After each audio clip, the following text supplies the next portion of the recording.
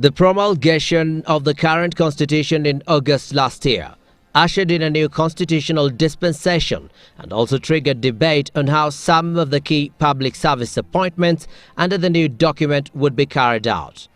Whilst there has been a hue and cry from civil society and the general public about the need to make sure the public is fully involved in the appointment of the next Chief Justice, for instance, that prerogative, it appears, is the President's. For the time being, it is the President who has the power to appoint the next Chief Justice, because that is what the transition clause in the Constitution says.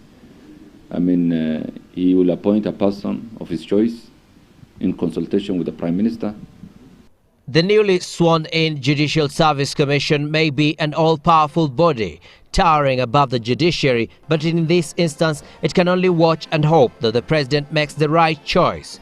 This is because a new Chief Justice can serve for up to 10 years before his term expires. Although the Constitution states in Chapter 10, touching on the judiciary, that the President shall appoint the Chief Justice and Deputy Chief Justice in accordance with the recommendation of the Judicial Service Commission, that Section 166(1) will have to give way to the transitional clause allowing the President to do so after consulting the Prime Minister.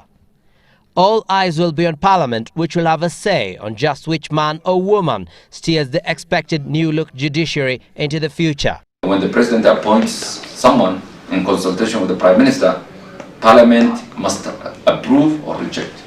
Although there are different clauses in the new constitution requiring that the public be fully incorporated in the appointment of key public officials, the President is only obliged to consult the Prime Minister before making the said appointments.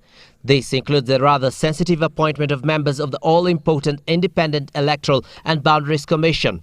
Section 29(2) of the 6th Schedule on Transitional and Consequential Provisions specifically addresses the issue of new appointments. It states, quote, "Until after the first elections under this Constitution, the President shall, subject to the National Accord and Reconciliation Act, appoint a person after consultation with the Prime Minister and with approval of the National Assembly," unquote.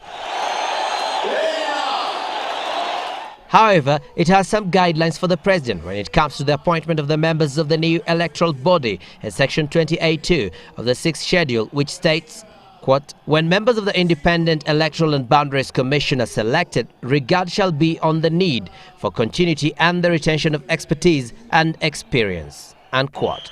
This puts some members of the current interim Independent Electoral Commission, which carried out a successful referendum and several by-elections last year, in the lead as the President, in consultation with the Prime Minister, decide on the team to organize the 2012 general election.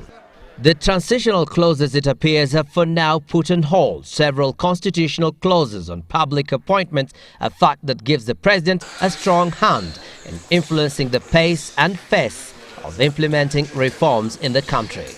Abdi Osman, Citizen Live at 9.